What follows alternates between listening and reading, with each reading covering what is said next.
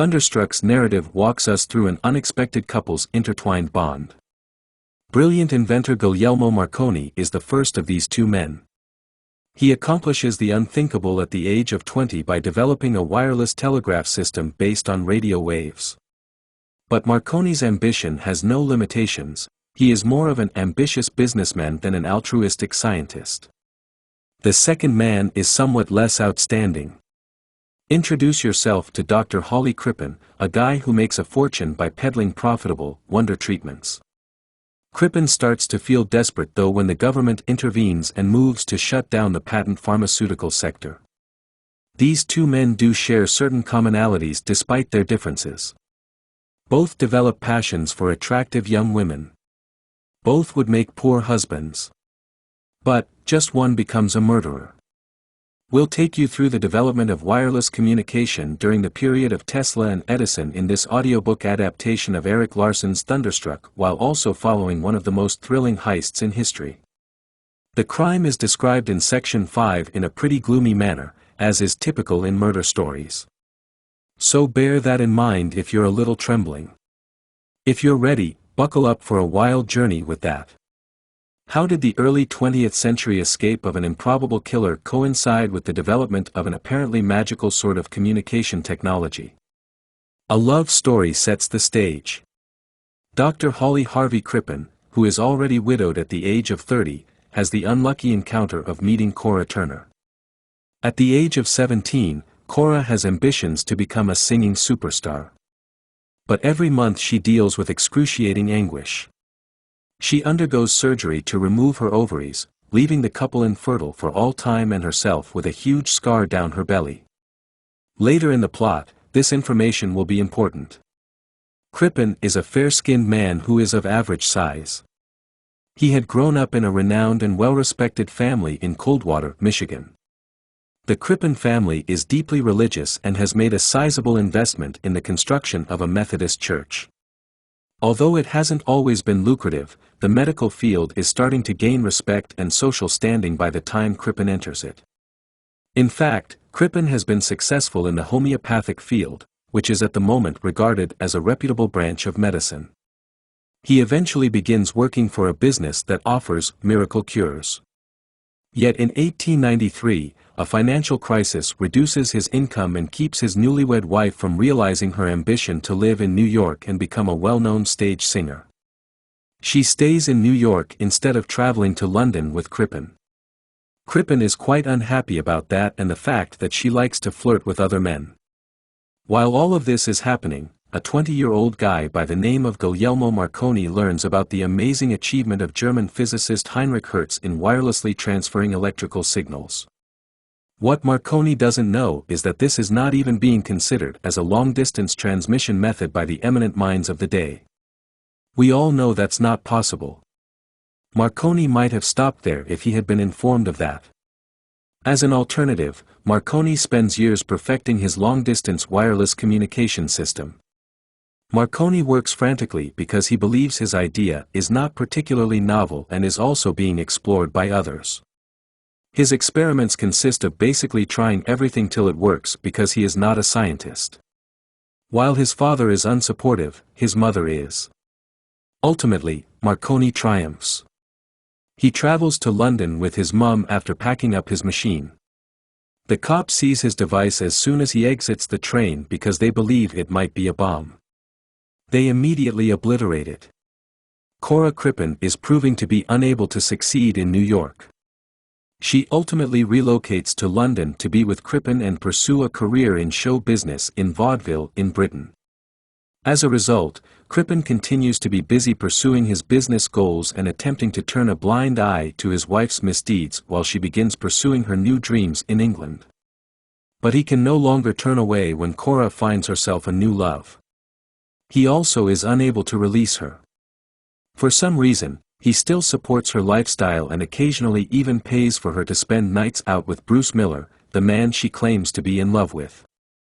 Sarah and Crippen consent to maintain their marriage in public but do not feel obligated to console one another in private.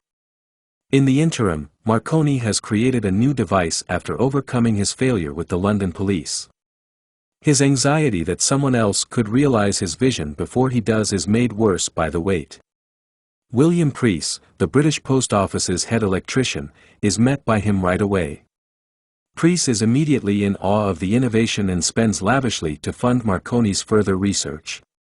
When Marconi rejects Preece's assistance in favor of private enterprise, it stings since Preece has come to assume a kind of fatherly role in his support.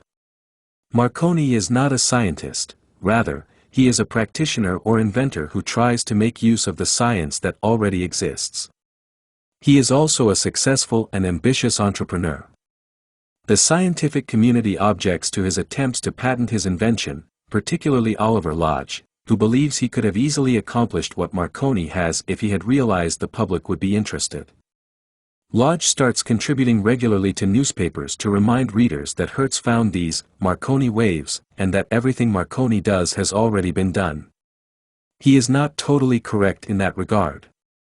Only Lodge asserted that electric waves could only travel a maximum of half a mile without interference when, a few years earlier, he exhibited the apparatus and technique that Marconi is currently employing. Then he immediately left the study. Marconi, on the other hand, is focused on the Atlantic. He is committed to developing wireless technology for use on ships and between Britain and America. He's also rushing. Several inventors from all around the world have been inspired by his demonstrations to step up their own efforts to realize long-distance wireless communication. There was a period when miraculous treatments, often known as patent medications, could be bought and marketed as common medical procedures. Manufacturers were free to make any kind of claims. Yet that period was now drawing to a close. As the government closes down businesses one by one, Crippen is forced to change employment and sees his pay decline. He is not at all poor even with that. Cora wants room, and he needs a new home that will provide it for her at a lesser cost than what he is currently spending. He just so happens to stumble upon such a place. It's more spacious and affordable than his current residence, but it ends up being too good to be true. It is located next to a prison where executions take place and downwind of a cow farm.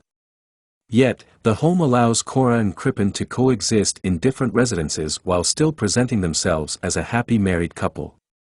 But they're not at all content. Cora is becoming more hostile, and Crippen has begun a secret relationship with a receptionist named Ethel Leneve. He is rapidly developing feelings for her as well.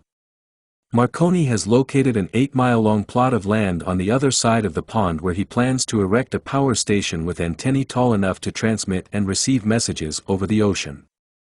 He neither uses engineering principles or a scientific foundation to build his antennae, nor does he pay attention to those who do. Marconi is a man who keeps attempting things until they are successful, almost blindly. His construction is being destroyed by the elements, and he is ultimately forced to take serious action. He orders his employees to fly kites with wires attached as a means of signal reception because he is so anxious for a successful test to assuage the concerns of his investors. And it sort of functions. He can pick up some of the 3-dot signals that are sent his way, but not in the typical method that results in an inked record. Also, he lacks a witness. In essence, he has no evidence at all on the day he calls the newspaper and declares his victory. There is a lot of doubt. According to what her husband claims, Cora Crippen will soon depart for America. She strangely departs without any of her favorite outfits or jewels. Cora's companions are interceded for by Crippen, who claims to be in communication with Cora. He conveys the distressing news that Cora has become unwell in America. And just as he considers visiting her, he gets the terrible news that she has passed away.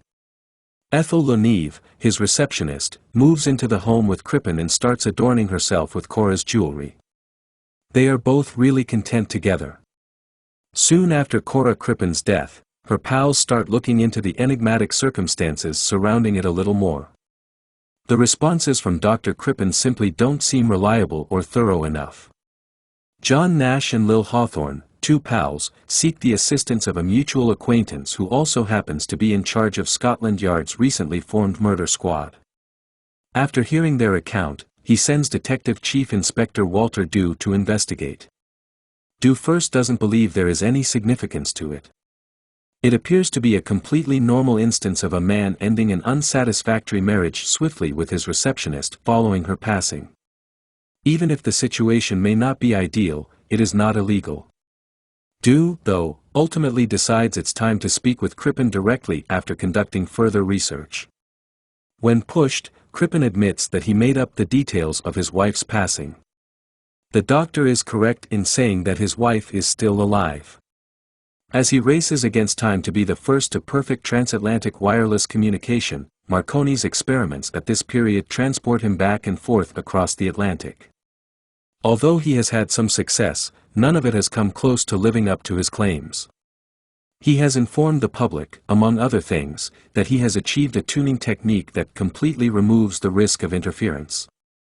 This indicates to Marconi that he can send and receive messages without interference from other frequencies. Marconi is obviously lying.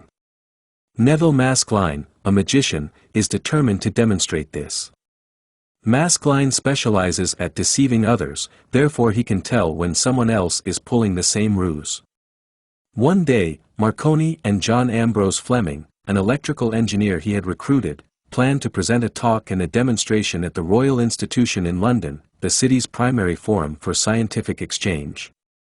During the demonstration, Maskelyne commandeers Marconi's apparatus and starts sending Shakespearean texts. The audience doesn't notice this since the man gathering the transmissions maintains his composure. Fleming, though, feels embarrassed by the antics and writes a letter to the Times chastising and even threatening the offender after learning about them. This is precisely what Maskelyne wanted. That letter Fleming sent exposed Marconi's deception. A frustrated Marconi persists in trying to refine his transmissions despite failure, criticism from the media, and declining stock prices. He meets Beatrice, a young woman, and falls in love with her as a result of this. They start dating. Dr. Crippen provides a compelling account of how he lied about his wife's passing in order to escape scandal. His story holds together because he has been telling lies.